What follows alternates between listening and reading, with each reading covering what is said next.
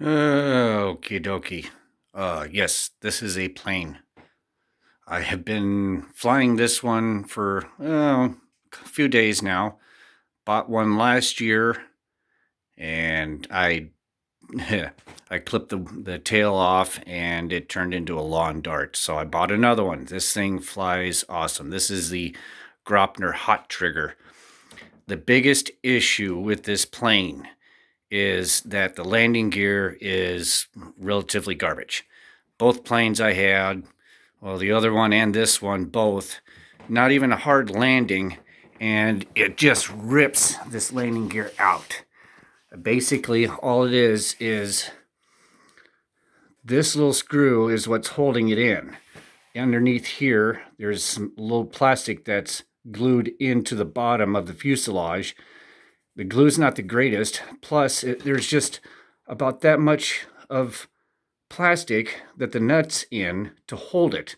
So there really isn't much to really retain it. So I was looking last night on RC groups, and there's a gentleman that I don't remember who it was, had an idea of getting some long screws. So I got 4-inch long screws at the hardware store and was able to go through the landing gear part into the fuselage way up here to where the wing attaches. So luckily I was able to get in here like this, and hopefully my camera will pick it up here, but I was able to fit, you might be able to see that there, the little black pieces there.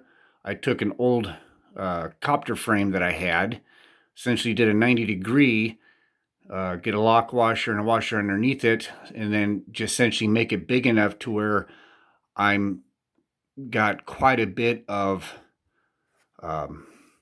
area to squeeze against. So that way it's not just one little point, but it spreads out the load. And I was able to do that, get that in there on both sides. So you can see it a little bit better here. Now the receiver's in the way, but those two little pieces right there, they go across there. You can see the other side right there where that bolt is, and that spreads the load out for the landing gear dramatically. I was twisting the snot out of this thing before I put the wings on to see if they flex or anything, and it is rock solid now. So if the landing gear does rip off, it's going to rip the whole nose off. So that works out great. But yeah, and then I had to glue a little bit here. This was a little wobbly, but I got that hot glued in a little bit better. Man, camera does not want to focus today. But yeah, yes, from copters to planes, this thing just flies great for me.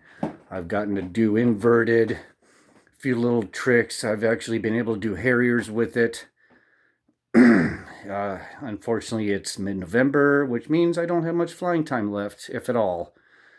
So hopefully I'll be able to get another calm day to get this flying again. But yeah, it's oh yeah, and essentially the frame I had was one of my old frames, one of the original frames I was using.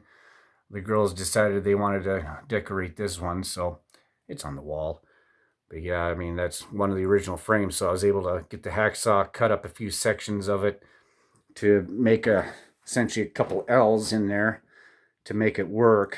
But yeah, so if you're on YouTube and you're seeing this with the Graupner Hottrigger, I would suggest that be one of the first things you do to modify this. And then I put 3-inch wheels on here, and that makes it great because I just have my yard on the east side of the house, which is big enough for a plane, so it's really rough and tumble. But yeah, but hey, I still got these guys sitting here. They're a little lonely, but I think I maxed out my skill levels on these guys.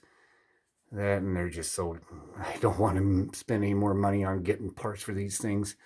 So I figured, yeah, I haven't haven't seen too many people flying planes, so I'm going to give mine a shot. And I'm definitely glad I did, because this is a great plane. First one, store-bought, was a Dynam Primo. So that's a great, great trainer plane. It's got big wheels, good high wing trainer. For a second plane, you can go with this one. It works out good. Don't worry about it being a 3D type airplane, because you just hit your rates. Don't have full throws on that. I mean, look at the control surface on this thing. So if you don't, just have a little bit of throw on them, just a little bit, it flies great. Once you start doing that, then we're going to have some fun. So I just figured I'd share that. I haven't seen anything on YouTube for doing any landing gear modifications for the Hottrigger. I figured I'd see if I can do it, if anybody even sees it. But yeah, I mean, it works out great. Like I said, I found it on RC Groups. I forgot who it was, so I got to give that person credit. But for a modification for doing that so far, until I fly it, appears to be rock solid. So hopefully you enjoyed that. Catch you next time.